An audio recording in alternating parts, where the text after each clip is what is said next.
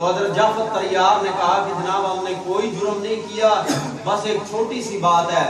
کہ ہمارے درمیان ایک اللہ کے نبی مبعوث ہوئے ہیں اور ان اللہ کے نبی نے ہمیں دعوت توحید دی ہے، شرک کی گندگی سے نکالنے میں ہماری مدد کی ہے۔ ہم لوگ بت پرستی کیا کرتے تھے، انہوں نے ہمیں بت پرستی سے نکال کے ہمارا جگہ جگہ سے رشتہ توڑ کے بولو ایک اللہ کے ساتھ جوڑ دیا ہے، اور ہم لوگ بچیوں کو زندہ درگور کر دیا کرتے تھے، انہوں نے اس بات کو منع کر دیا۔ عورتوں کے حقوق کا پر انہوں نے بات کی اور عورتوں کو بھی اسلام مسلمانوں کے برابر بندوں کے برابر حقوق عطا کیے، عورتوں کو بھی وراثت میں حصہ دار ٹھہرا دیا۔ اور ہم لوگ کیا کرتے تھے، چھوٹی چھوٹی بات پہ لڑائی جھگڑے کیا کرتے تھے اور نسلوں تک یہ دشمنی چلا کرتی تھی۔ اس بندے نے ہماری دل کی صفائی کی اور ہماری نسلوں کی دشمنی کو ختم کر دیا اور ہمیں آپس میں بھائی بھائی بنا دیا۔ اور سب سے بڑی بات یہ ہے کہ ہم جاہل تھے،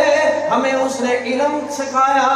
اور ہمارے درمیان علم کی شمع کو روشن کیا، ہمارے اوپر کوئی حکمرانی کرنے کے لیے تیار نہیں تھا۔ اس بندے نے ہم سب کو ایک پلیٹ فارم پہ اکٹھا کر دیا اور اس کے بعد جب انہوں نے دیکھا کہ جناب ان کی دال نہیں یہاں پہ گل رہی، انہوں نے ایک اور تیر پھینکا مکے کے مشرکوں نے، کہنے لگے جناب آپ ان کو پناہ دے رہے ہیں لیکن یہ عیسیٰ علیہ السلام کو مانتے نہیں ہیں، یعنی انہوں نے اس نہ ہون تے کڈن گے نا انہاں یہ مانتے نہیں عیسیٰ علیہ السلام۔ نجاشی نے سوال کر دیا جعفر طیار سے، بھائی عیسیٰ علیہ السلام کے بارے میں تمہارا کیا عقیدہ ہے؟ تو حضرت جعفر طیار نے قرآن تلاوت کیا۔ یہ اللہ نے ایسی کتاب دی ہے جو دل سے پڑھتا چلا جائے گا اس کی زندگی بدلتی چلی جائے گی، اور پھر پڑھنے والا نبی ہو تو بات ہی اور ہے، پڑھنے والا صحابی ہو بات ہی اور ہے۔ آج آپ کا حافظ، آپ کا قاری، آپ کا خطیب قرآن پڑھے تو تب دل کی دنیا کی کیفیت عجیب ہو جاتی ہے، اور جب اللہ کے پیارے پیغمبر جن پر قرآن نازل ہوا ہے ان کو دیکھنے والا صحابی جن کے لہجے میں قرآن نازل ہوا ہے وہ پڑھے گا تو اللہ کیا رنگ لگائے گا۔ انہوں نے تلاوت شروع کی، بسم اللہ الرحمن الرحیم، کاف ہا یا عین صاد، ذکر رحمت ربک عبدہ زکریا اذ نادى ربہ نداء خفیا۔ سورہ مریم کی آیت تلاوت کرتے رہے، سورہ مریم جیسے جیسے پڑھتے چلے جا رہے تھے، وہ عربی دان تھے، عربی سمجھنے والے لوگ تھے۔ نجاشی اپنے تخت پر بیٹھا ہوا تھا، جیسے جیسے قرآن سنتا چلا گیا اس کی روح کی گہرائیوں میں قرآن کے الفاظ نشتر کی طرح اترتے چلے گئے، اور دل سے جو بات اثر کرتی ہے اس کا اثر آنکھوں کی صورت میں نکلنا شروع ہو گیا، آنکھوں سے چھم چھم پانی برسنے لگا، قرآن سنتا چلا گیا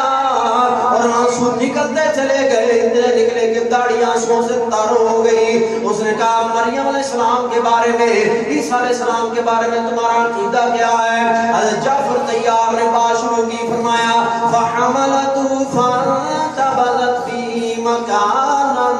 قَصِيًّا فَجَاءَهَا الْمَخَاضُ إِلَى جِذْعِ النَّخْلَةِ قَالَتْ يَا لَيْتَنِي مِتُّ قَبْلَ هَذَا وَكُنْتُ نَسِيًّا مَنسِيًّا۔ آپ نے سارا واقعہ سنا دیا کہ عیسیٰ علیہ السلام کو روح اللہ ہے، وہ کلمت اللہ ہے، اللہ نے وہ القاء کیا مریم علیہ السلام کے اندر، اور وہ بن باپ کے اللہ نے ان کو پیدا فرما دیا۔ وہ اللہ کی نشانیوں میں سے ایک نشانی ہے۔ جب یہ قرآن کی آیتیں اس نجاشی نے سنی اس کا دل موم ہو گیا، اس نے زمین سے بڑھ کے ایک تنکا اٹھایا، تنکا اٹھا کے ایسے سامنے کر کے کہنے لگا کہ خدا کی قسم تم نے جو عیسیٰ علیہ السلام کے بارے میں بتایا ہے اس تنکے برابر بھی اس بات میں فرق نہیں ہے، اس تنکے کے برابر بھی اس بات میں فرق نہیں ہے۔ کہنے لگا ہماری انجیل میں بھی ایسا ہی لکھا ہے اور آپ کے پیغمبر نے بھی ایسا ہی بتایا، مجھے خدا کی قسم ہے اگر یہ تاج و تخت شاہی میرے درمیان حائل نہ ہوتا تو میں تمہارے نبی کے پاس جاتا، آپ کے قدم دھو دھو کر پیتا، آپ کی جوتیاں سیدھا کرنا اپنا فخر سمجھتا۔ دربار میں جتنے پادری تھے سب نے ناراضگی کا اظہار کیا اور برہم ہوئے، کہنے لگے جناب یہ آپ کیا کہہ رہے ہیں؟ آپ عیسائیوں کے بادشاہ ہو کر مسلمانوں کے رسول کو ماننے کی کوشش کر رہے ہیں۔ چنانچہ وہ اپنے دل سے ایمان لے آیا اور اس نے کہا کہ آپ جب تک میری زندگی ہے میری سلطنت میں آرام سے رہو، اگر یہ لوگ ایک بندے کے بدلے میں مجھے سونے کا پہاڑ بھی دیں گے تب بھی میں آپ کو واپس نہیں کروں گا۔ اللہ کے نبی دعا مانگ رہے ہیں کا ربنا وابعث فیہم رسولا